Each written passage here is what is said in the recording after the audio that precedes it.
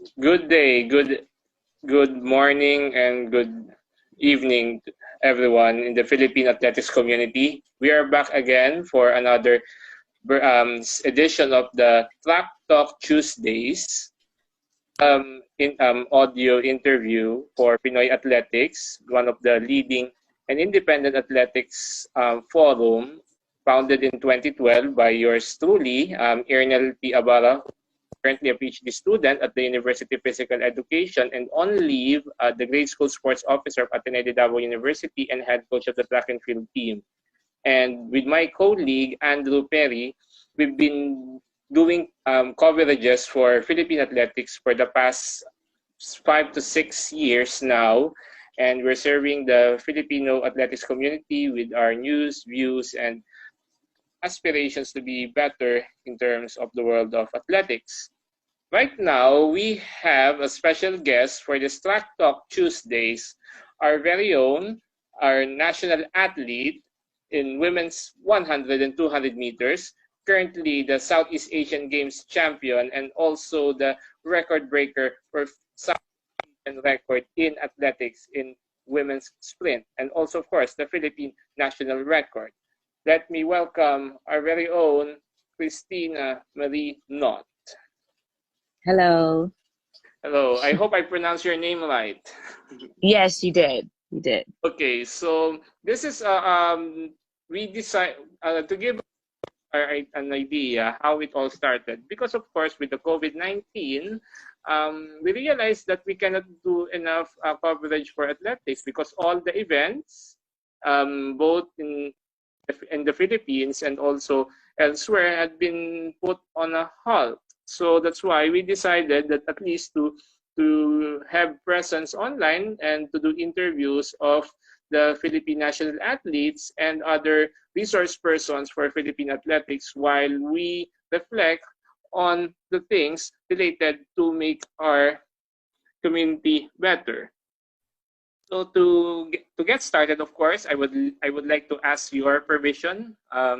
First, of course, do you agree that this interview is recorded and it will be used for Philippine athletics or Pinoy athletics, and your views and your answers will not represent the Philippine athletics community and also the Philippine sports as a whole, and this will be done for human interest and of course for media purposes only. Do you agree on that?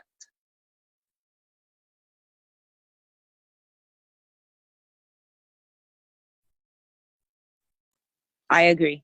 Okay, good. So rest assured that this is done only for human interest and for the benefit of our audience, both in the website, social media, and of course online forums, without any representation of Philippine athletics as a whole, but only for personal views and reviews only. Yes or no? Yes. Okay, so to get started, of course, we would like to ask you basic things about yourself and where you're right now. And I hope you're doing fine in spite of the challenges now of the risk of COVID-19. So to get started, of course, tell something about yourself and your current situation right now, and of course, other basic things that you'd like to share to our audience. Okay. As you guys know, my name is Kristina Knott, but I go by the name KK. I'm currently back home in Florida, still training as much as I can. Not on a traditional track. I'm just on like a big grass field and doing my part of staying safe and limiting the spread by staying indoors outside of training. Okay, so by the way, where are you currently now? In what state in the United States, by the way? I am back in Florida, so I am home in Orlando, Florida. And of course, what aside from athletics, what do you do for a living? Are you only just training professionally? And what is your educational background or degree that you taken in way back in your years? And what level did you play for NCAA? As of now, I am a full-time athlete. My educational background, I graduated from the University of Miami in the studies of advertising. and I minored in sociology. Wonderful. So, of course, our second question is, how and why did you get involved in athletics? How did it all started? How was KK born in the world of athletics? Um, I started running just strictly to stay in shape for basketball. I remember at the end of my basketball season in middle school, our coach pulled us to the side and said, "Hey, don't be lazy on the off season. It'll be wise if you guys run track to stay in shape for basketball." So that was like my main reason why I kept running, or why I started running. And then I realized that I was good at it, and then boom, here I am. Nice. So, how long had you been really full-time athlete in sprint? What year in college that you started?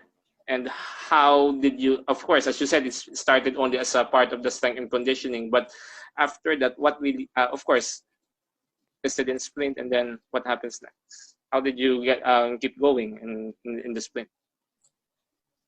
So in high school, middle school, it was strictly to stay in shape for basketball. High school, a little bit of that, but I started seeing I can go places with this. So I started getting offers from colleges. I was still stuck on basketball, but I remember my basketball coach, she pulled me to the side. She was like, "KK, like you can go further in basketball. I mean, in track. So just focus on track." And what she didn't mean like quit basketball, but do my best in track and see how far it will take me. So I got my first offer, signed to Arkansas State first, and then stayed there for 2 years, transferred to University of Miami, and then yeah. Okay, now, so did you do other disciplines aside from sprint, or you only focus on sprint, or you also do other like events like hurdles or like jumps whatsoever? So in high school, I of course did the 100, 200, and then sophomore year they had me in the 400, and I was like, "Oh my gosh, I cannot run this. I hate this." So for me to get out of the event, I was like, "Coach, I will run a fast 200 if I can get out of this event." So I started improving in the sprints, and then he took me out. And then my homegirl, she was the better 400 runner, so I was like, "Girl, you can have that because I don't want that." But of course, I was still on the 4x4. But as far as the open 400, no, I do not like that. Okay, so our next question is, of course, thank you for the information earlier, and then you competed in the Southeast Asian Games and other events related to being part of the Philippine national team for athletics. So the next question is, what are the three things that you like and you really love the most being part of the Philippine national team in the present, and of course in the previous stints that you had? What is your three memorable things or experiences that you had? Um, I would say the number one thing, which is the whole reason why I chose to run for the Philippines, was the fact that I get to learn about my culture. Obviously, I didn't grow up in the Philippines. So this was like an amazing way for me to learn more about my culture, the food, the people, the language. So I would say that's the number one. Number two, the love that the fans show. It's nice to, go places. It's funny, like there's like a Filipino restaurant that I go to out here, and just to walk into a place and it's like they know who you are. And it's like they weren't even in the Philippines, but just to have people like keep up with you and support you and love you, like it's cool. And the third thing I would say, being a part of the team, it gives me an opportunity to travel to countries that I've never even heard of. Especially in Asia. Like I thought I'll go to Europe before I go to Asia, but that was not the case. Yeah, so really, athletics really bring us to great places, and of course, on a personal note, it really helped me definitely. I to tell you honestly, KK, to the benefit of our audience, I always tell this that as a coach and also as an aspiring PhD student here in Hungary, I'm not really an athlete when I was young. Actually, my first um, interest is history and social sciences, which is way far from exercise science and sports science. But then as I saw the condition the Philippine athlete in the grassroots level, that's how I get started to learn more about the sport and to really aspire to make things better. So it's a good thing really that you put culture the first thing that you like, why you chosen to play for the Philippines, because that's the most important to really to have higher standards in terms of culture, because everything will follow. Because if you are rooted really on a solid ground towards culture, then sport will be better. So next question is, of course, given the situation, of course, we know that COVID-19 is still on onset, and it really delayed and postponed most of the events for 2020, and then especially the Olympic Games, which is scheduled for next year, and also the World Championships. I think it will be still pushed through in Oregon, but I think it will be the same year, because so 2021 Olympics and other the World Championship in Oregon will be 2022. So 3 goals in the future. What after the COVID-19? What will you do that you aspire the most, or after COVID-19? First is to hit the qualifying standard for the Olympics, because I still have aspirations to do that. What else is happening after COVID? That's really it. You can put that in all 3 categories, sections, because that's like my main goal. Like that's the only thing I want to say care about, but that's, as of track, that's my main focus, is to qualify for the Olympics. And then we'll see what unravels after I qualify. Yes, I hope that this season or after, I hope that the curve will be flattened soon for COVID-19, and it will be a better future for us, because of course as of this time it's very uncertain on here in Budapest. As I mentioned, I'm alone here, and that's why I really make sure that I spend more time to connect with more people, because that's the only thing that I can do, especially here that I'm the only one from the yes, I'm the, as far as the university records is concerned, the pioneer Filipino student in the doctorate school here in the University of Physical Education. I will tell more about it in the future, how I get into here. So, okay, so of course, to qualify for the Olympics is one of the highest aspects for you as after COVID-19, if things would be better. The next is, the question is, you already went to Ilagan, you went already to different events related to Philippines. In your stint as a national athlete, in your personal point of view, what should be done to make Philippine athletics better and to be more responsive towards the changing times in the world? I would say more exposure outside of Asia as far as competition. So I would say, I mean, it's nice to go to Taiwan and to China and to Vietnam, but I think we should be going against, they have great athletes, but I think we should push ourselves a little bit more, go to Europe, come to the United States and compete against the athletes here. Just so, if we do have a chance to qualify for the Olympics or for Worlds or for whatever, something greater than Asian athletics, I think it would be not so much of a shock when we go against like great athletes, because it's easier to go into competitions with the confidence, because you kind of already like race somebody who's faster than you, so it's not going to be like a shock. So I would say like competing with athletes outside of Asia. Yes, I hope that when you consider qualifying for the Olympics, you should really consider, as I mentioned many times, to go here to Ostrava in Czech Republic or here in Hungary, because they have really good competitions. I've witnessed many times that I've been here how high the standards of the athletic competitions here, from the management side to to the professionalism of the community and also the athletes. It's really wonderful experience. It's in my opinion, of course, as an audience and then as a guest whom they haven't met in before, but how they treated me here for the past 3 to 4 years, it's really exceeding my expectations. So as you said, it's about culture, it's about exposure. So that's what we always aspire for the Philippine athletics community, the standards that we are in terms, not only in the performance, but in the whole cultural aspect, the whole community.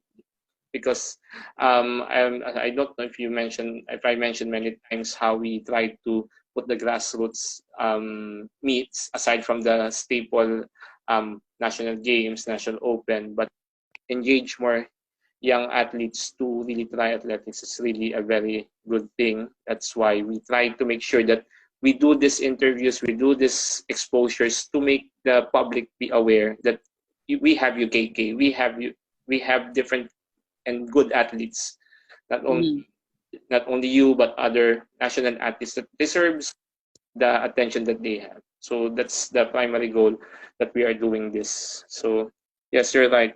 Exposure, culture, and of course, drive for excellence. So we're really going down now. So what else? Of course, your final thoughts or anything you'd like to say. One I forgot to ask. Who inspires you as of this time? Who inspires you? It could be your coach or whoever, your family, whatsoever, and how and why. Who inspires me? Like as an athlete or as a person? As an athlete, I must say, because we can continue on the as a person after that. As an athlete. This question is always hard because I don't really watch No, other yeah. athletes, but who inspires me? Who inspires me? Okay, well, I'm gonna give a shout out to he's not my big brother, but he kind of like took me underneath his wing when I chose and decided to run for the Philippines, and he's a part of this whole journey, I would say. So I would say Eric Cray, because he's been here longer than me, so he kind of gives me the in and outs of how things work, and you know, he kind of pushes me like, "Come on, KK, we got to make it to the Olympics together." So I would say Eric Cray. Yes. Yes, Eric is one of the best I've encountered as well on a personal note. I met him many times, not only the national, but in when he actually when he started, we met around before I completed my master's around 2012 in Ultra, and from humble beginnings, how he was able to raise up the challenges, and now he's one of the best athletes that our country has ever. So it's really very heartwarming to know that, of course, Eric and really inspires you to be better at it.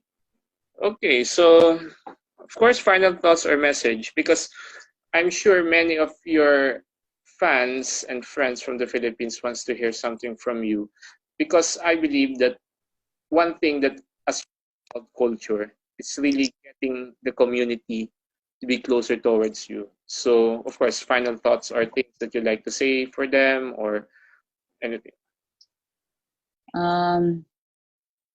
Well, first and foremost, y'all keep y'all distance and make sure you wash your hands and cover your face when you sneeze. Yeah, but as far as I know it's a hard time right now, guys. So I just pray that you guys just try to find something to keep your sanity, whether it's a book, whether it's a hobby. Like, this is like the perfect time to pick up a hobby.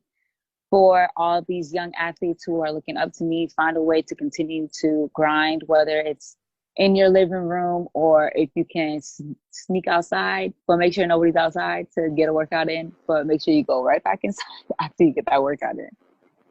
So yeah, peace, love, and hair grease, y'all. Okay, so thank you, KK, for the time that you have given to us, and we appreciate all the thoughts that you said for the Filipino athletics community. Again, this is Professor Airnel about the University of Physical Education, Budapest, Hungary, and also the head coach of the Ateneo de Davao track and field team on leave for Pinoy Athletics, the independent athletics community serving the Filipino athletics community since 2012. And watch out for more of our Track Talk Tuesdays, not only of our national athletes, but next soon to coaches, and even you as public can join our Track Talk Tuesday. So it will be available on Zoom, and events will be posted on forum or Facebook group. So thank you and good day.